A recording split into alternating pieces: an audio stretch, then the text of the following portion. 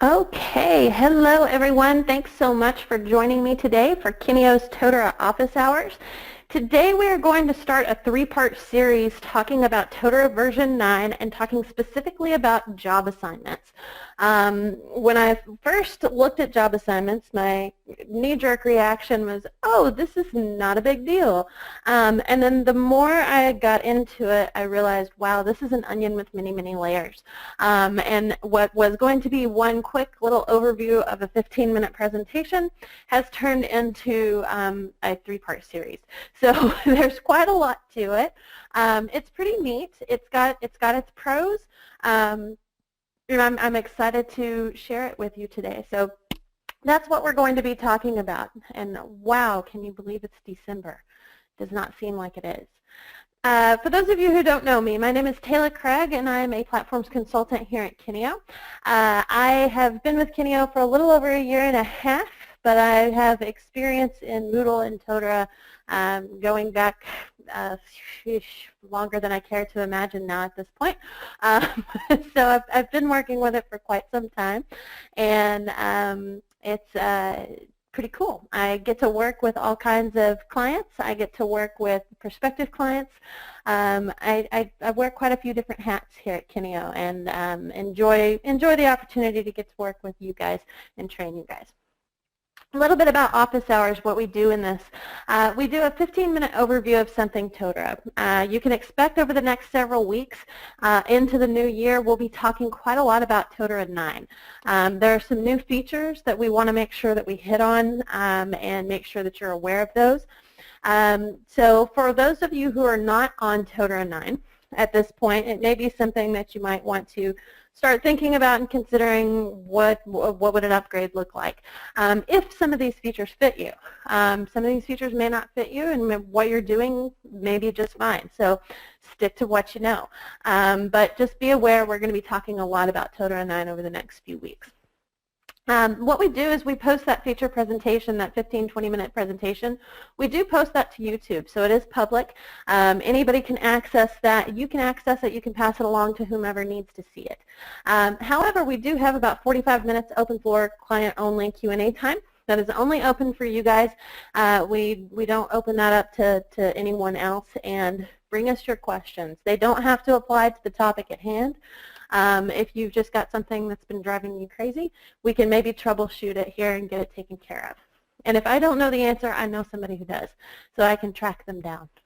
Okay, so let's talk a little bit about job assignments. So the main questions we're going to ask ourselves and take a look at today is, what was it in an older version? What was it in 2.7, 2.9, those versions? What does it look like now? What's the difference, really? How do I add a job assignment, and why would I use it? And then we're going to talk about how this affects how you can add a learner or a manager to a learner, because managers can also have multiple job assignments as well as learners. So we'll take a look at that in a little more detail. So let's go ahead and dive right in. Let's take a look. So I'm actually going to pull this off so I can see my questions and make sure I answer all of them. And then I am also going to pull up a 2.7 site real quick. I say real quick, and then I'm not seeing any of them. There we go. I just had to clear my history. So I may be getting some interesting stuff here. I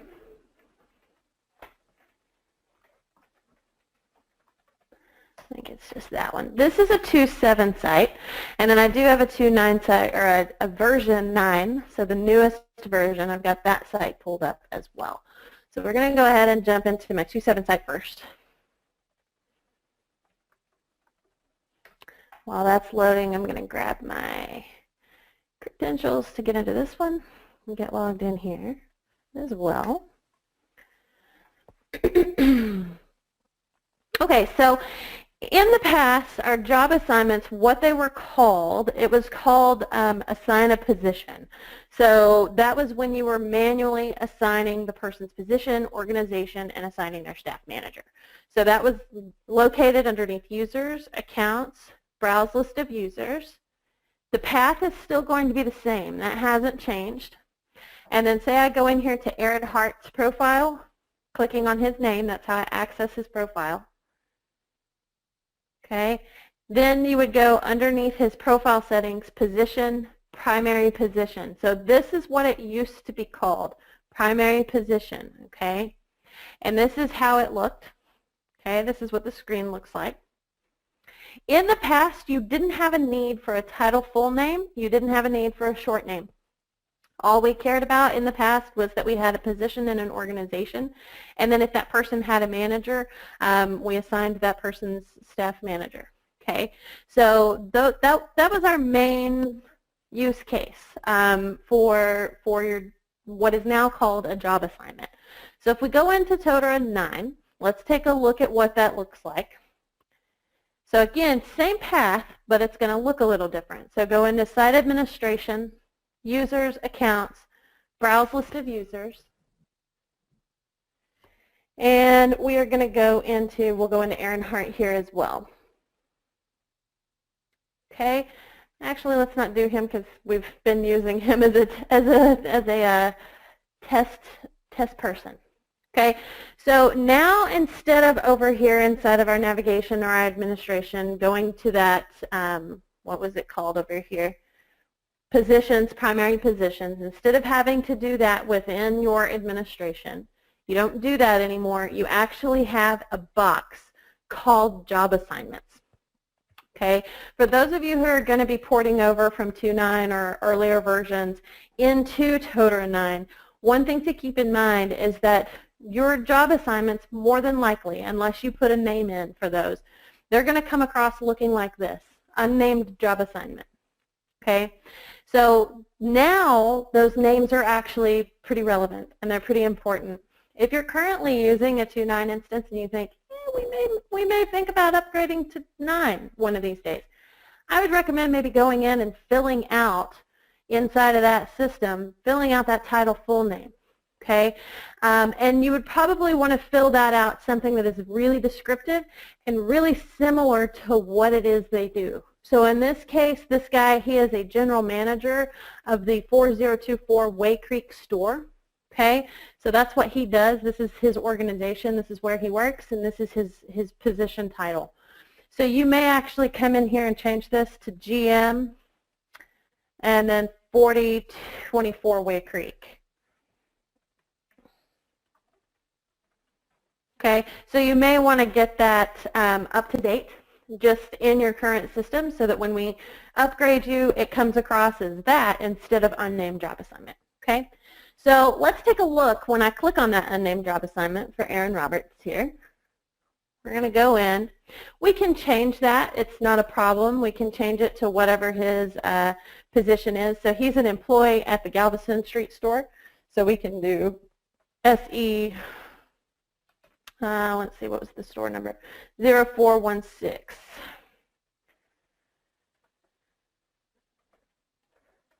Okay, so we can give it a pretty descriptive full name. Short name is optional.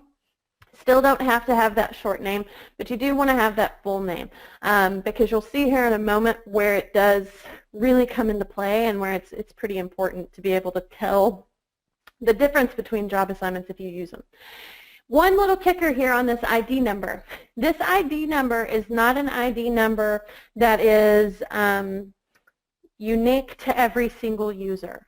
So in most cases, when you have an ID number, so in every case, when you do an HR import, every user has an ID number, right? And those ID numbers are unique. These ID numbers, when we're talking job assignments, they're unique to the job assignment for that user. So for example, if I have 2 different roles at my company, which I do, I'm a platforms consultant and I'm also a sales solution consultant. So I work with our sales team and I work with our platforms team, right? So in that case, I have 2 positions, so my ID numbers for job assignment 1 would be 1. For job assignment 2, it would be a 2. Okay, so we can do 1 and 2. If I have 5, I would have 1, 2, 3, 4, 5. If you have another ID number that you're already using, that's fine. You can use that. But just be aware that I may have a job assignment 1 and 2, and you may have a job assignment 1 and 2, because these ID numbers are not unique to the individual. They're unique to the job assignment per individual. Okay, so it's a little different as far as how that works. You can put in a description if you'd like, but that is optional. Your start date, end date, that all still looks the same. And then also all of this looks the same. We still have our position, our organization, and our manager. None of that information has changed.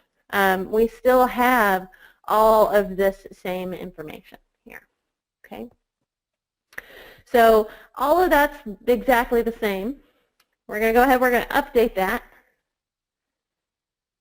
Okay, but then let's say Aaron maybe works at a different store, and he works at the Galveston Street store on Monday through Friday, or Monday through Wednesday, and Thursday through Saturday he works at a different store, and he has a different manager at that store.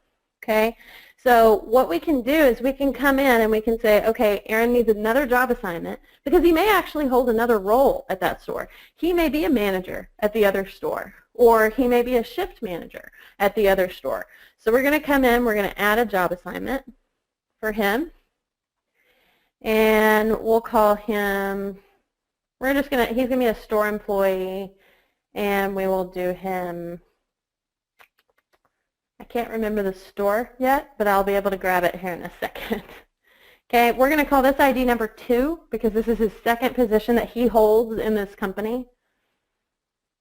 Okay, we're going to choose his position. So we're going to come in here, we're going to grab that store employee position. But again, he could be a store manager, he could hold a different role. So this is allowing people basically to have multiple positions and multiple organizations. In the past, you could put that information in the system as a secondary position, but it was purely informational. Now it's actually not informational. It's really something that's happening now. I'm going to search for the store that I'm trying to think of. Trying to remember what the store was. Let me grab his manager and I'll be able to tell you. So we're going to choose a manager, and the manager that I want is George Black. So we're going to search for George.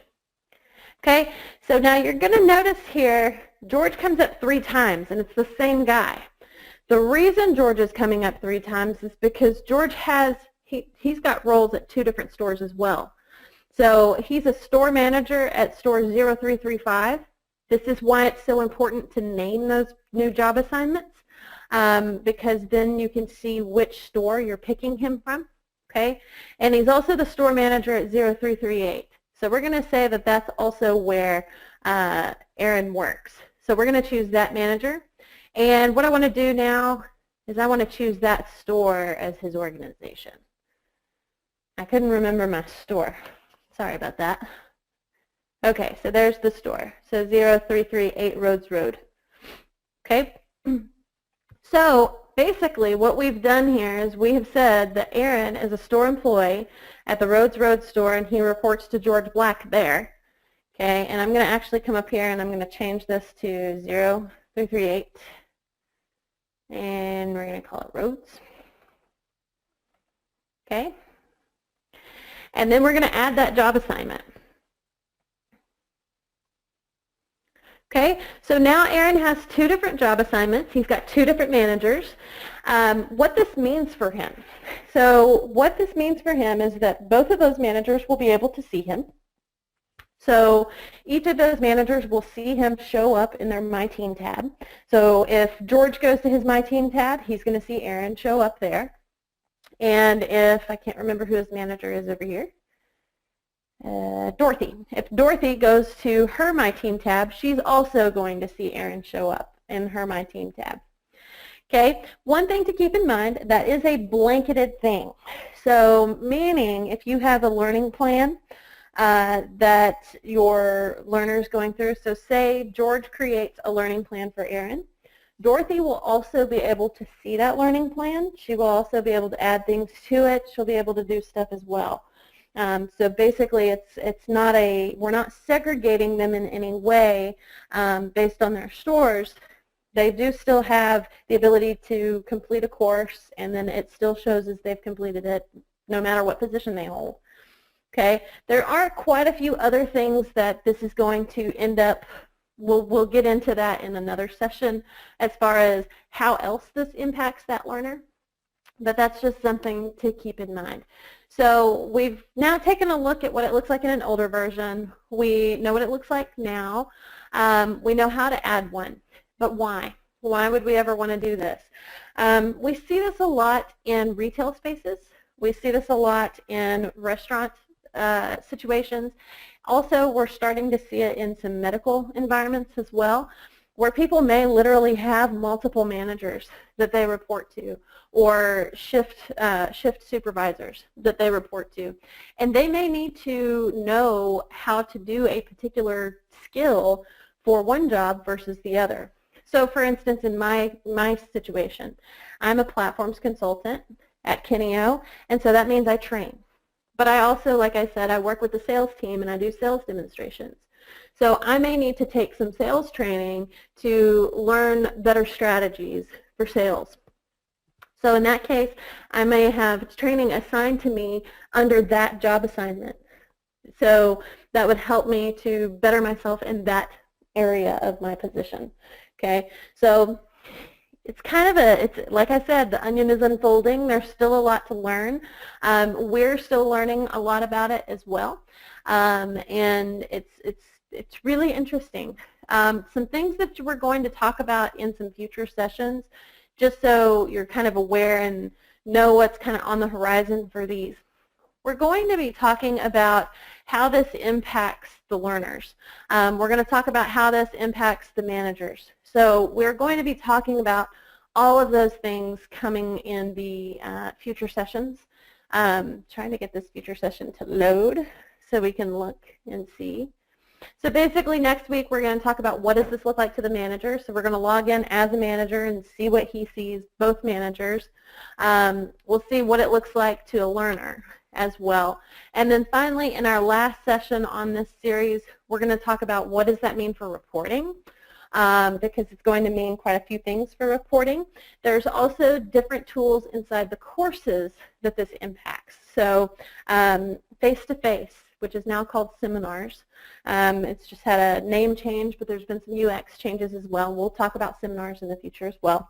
But it does impact seminars directly. It impacts appraisals directly. So there are quite a few different activities and modules inside of the system that are also impacted by this job assignment, or can be impacted by this job assignment.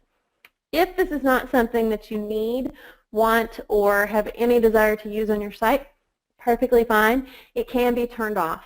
That's going to be located underneath your site administration, advanced features.